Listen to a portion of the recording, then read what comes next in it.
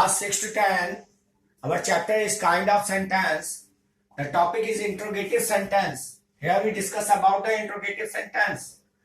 A sentence that asks a question, एक sentence जो हमसे सवाल करता है, क्वेश्चन में सवाल करता है, is called an interrogative sentence. इसी को हम interrogative sentence कहते हैं, जहां पे प्रश्न पूछे जाते हैं वो इंट्रोगेटिव है. द सेंटेंस एंड, ये सेंटेंस जो है वो अंत होता है सेंटेंस का with a question mark. This is a question mark, इससे ये एंड होता है.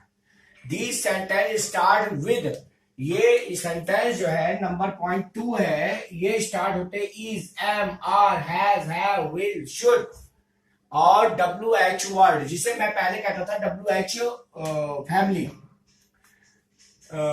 Like what, when, who, etcetera. इसके कुछ एग्जांपल देख लेते हैं. पहला एग्जांपल है where are you going, question mark लगा दिया गया है, वेयर से शुरू हुआ है और गोइंग और उसके बाद एंड हुआ है क्वेश्चन मार्क से. उसी तरह अगर हेल्पिंग वर्क की बात करें तो यहाँ आर से शुरू हुआ है और क्वेश्चन मार्क से खत्म. This is interrogative sentence. उसी तरह जो थर्ड वाला है वो इससे शुरू हुआ है और क्वेश्चन मार्क से खत्म हुआ है. So it is interrogative sentence. अब interrogative sentence is form as. अब यहाँ पे जो है कुछ फॉर्मूले के बारे में बात करेंगे. इंट्रोगेटिव सेंटेंस जो है वो इसमें साथ साथ ये भी किया जा रहा है how to convert a sentence assertive to interrogative या इंट्रोगेटिव टू असर्टिव. कैसे बन सकते हैं? अगर हम देखें असर्टिव सेंटेंस तो उसको किस तरह से उसका फॉर्मुलेट होता है, subject plus helping verb plus main. Subject के साथ हेल्पिंग वर्ब, उसके बाद मेन वर्ब का यूज किया जाता है, उसके बाद ऑब्जेक्ट आ सकता है और ये फुल स्टॉप. असर्टिव सेंटेंस जो है फुल स्टॉप के बाद बंद होता है. इंट्रोगेटिव में कैसे चेंजेस होते हैं? हेल्पिंग वर्ब पहले आता है, फिर सब्जेक्ट प्लस मेन वर्ब और question mark. When, in, and. जैसे मैंने यहाँ कहा था एंड जो है इसका क्वेश्चन मार्क है. जब तक आप क्वेश्चन मार्क नहीं लगाएंगे इंट्रोगेटिव सेंटेंस कभी भी सही नहीं माना जा सकता. तो ये जो है इंट्रोगेटिव सेंटेंस के बारे में मैंने आपको समझा दिया. वर्कशीट आपको दे दिया गया है. इसमें क्या कहा गया है? Change the following sentence as directed. माने आपको फॉलोइंग सेंटेंस जैसा डायरेक्शन में दिया गया है उसके अकॉर्डिंग टू चेंज करना है. डायरेक्टेड में जैसे यहां दे रखा है इंट्रोगेटिव, अगर ये कोई सेंटेंस असर्टिव में है उसको इंट्रोगेटिव में बदलना है तो आप उसको कैसे चेंज करेंगे इसके ऊपर है. यहां पे क्वेश्चन मार्क, जो इंट्रोगेटिव है उनमें क्वेश्चन मार्क लगना बहुत जरूरी है और जो असर्टिव है उनमें फुल स्टॉप का लगना बहुत जरूरी है.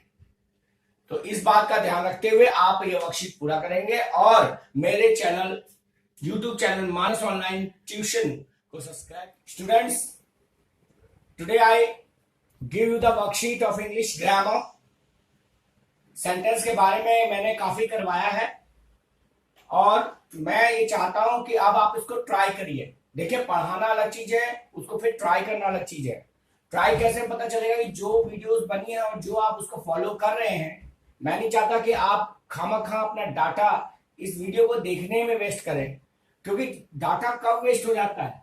जब हम कुछ करा रहे हैं और उसको समझा रहे हैं, आपने कह दिया हाँ समझ में आ गया. अब इसका पता कैसे चलेगा? इस तरह के वर्कशीट को आप जब सॉल्व करेंगे, सॉल्व करने पे आपको पता चलेगा कि आपको क्या चीज समझ में आ गई और क्या चीज हमें पूछनी बाकी रह गई. अगर कोई चीज आपको समझ में नहीं आ रही, कोई टॉपिक आपको समझ में नहीं आ रहा, कमेंट बॉक्स में जाइए और उसको आप पूछ सकते हैं. जैसे सपोज कीजिए कि आपको ये वाला नहीं आ रहा है, ये सेंटेंस ही समझ में नहीं आएगी, करना क्या है. जैसे यहाँ पे दिया गया given below are some of the jumbled words, या जंबल वर्ड्स दिए गए हैं. Rearrange these words to make meaningful sentence. माने इनको जोड़ना है और उसे मीनिंगफुल सेंटेंस बनाना है. ठीक है, जैसे यहाँ पे दिया गया है. जैसे सेकंड क्वेश्चन को मैं अगर सॉल्व करना चाहूं तो ये हो सकता है द मंकी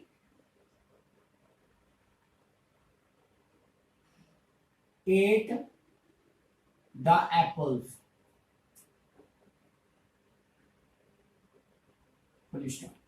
इस तरह से जो है आपने जंबल वर्ड्स को एक साथ मिलाकर उसको एक मीनिंगफुल सेंटेंस में चेंज कर दिया. तो यही चीज होता है कि आपने उसको समझा है कि नहीं. जैसे यहां पे आप देखिए, एक क्वेश्चन है जो मैंने यहां दिया था एक अलग से, what an intelligent girl you are. देखिए, देखने में ये लग रहा है क्वेश्चन मार्क, बट यहां व्हाट का यूज हुआ है. अगर हम इंटरोगेटिव की तरफ से देखें तो ये व्हाट का यूज हमारा पहले हुआ है, लेकिन यहां आप देखिए कि यहां क्वेश्चन मार्क का यूज नहीं हुआ है। तो जब क्वेश्चन मार्क का यूज नहीं हुआ, यहाँ एक एक्सक्लेमेटरी मार्क्स लगा हुआ है, तो यहाँ एक्सक्लेमेशन आ जाएगा। एक्सक्लेमेशन के लिए आप ई का यूज करेंगे, ऑफ एक्सक्लेमेशन। ओके, तो ये सब चीज समझने की है कि आपको जो पढ़ाया गया है क्या वो आपको समझ में आया है या नहीं आया है। ये ऐसे ही शो होगा कि जब आप इस वर्कशीट को पूरा करेंगे। So complete this worksheet of English grammar, ऐसा ही मैं आपको देता रहूंगा। और इसकी भी अब जब क्विज होगा आगे, तो इंग्लिश और साइंस का सेपरेट क्विज होगा। इंग्लिश का अलग, इस तरह के सेंटेंसेस का, मैथ का अलग होगा, साइंस का अलग, 3 सेपरेट क्विज होंगे। और धीरे धीरे हम लोग और इंप्रूव कर रहे हैं। शायद एक चैरिटेबल स्टूडेंट चैरिटेबल फंड के रूप में हम चालू करें।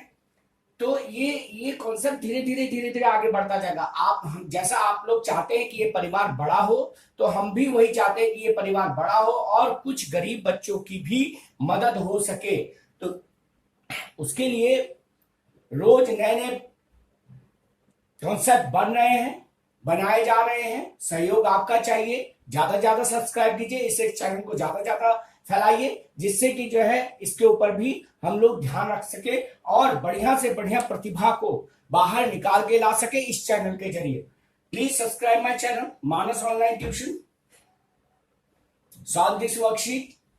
If you have any question, if you have any doubt, go to my comment box, ask the question. I try my best to give your answer. Thank you.